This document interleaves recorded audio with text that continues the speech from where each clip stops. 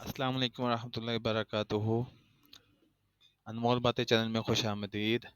आज की इस वीडियो में मैं आपको 4 ऐसे मुजर्रब अमाल बताऊंगा कि जिस पे अमल करने से इंशाअल्लाह उम्मीद है कि आपको ईमान पे हातमा हासिल होगा।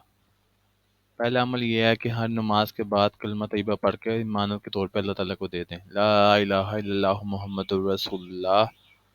हर नमाज के बाद या कम अज़ कम रोज़ाना किसी भी नमाज के बाद एक मरतबा कलमा तैयबा पढ़ के दिल ही दिल में, आपको ज़ुबान से भी कहने की ज़रूरत नहीं है, अल्लाह ताला से अर्ज़ करें, या अल्लाह ये तेरे पास इमानत है और नज़ा के आलम में लौटा दीजिएगा।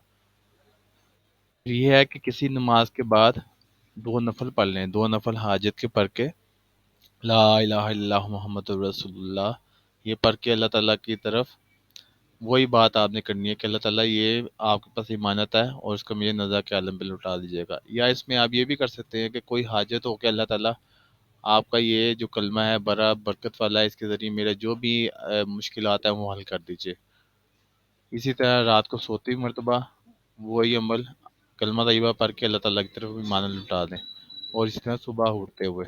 तो ये 4 टाइम हैं जिसमें आपने अल्लाह ताला से दुआ करनी है, एक हर नमाज के बाद,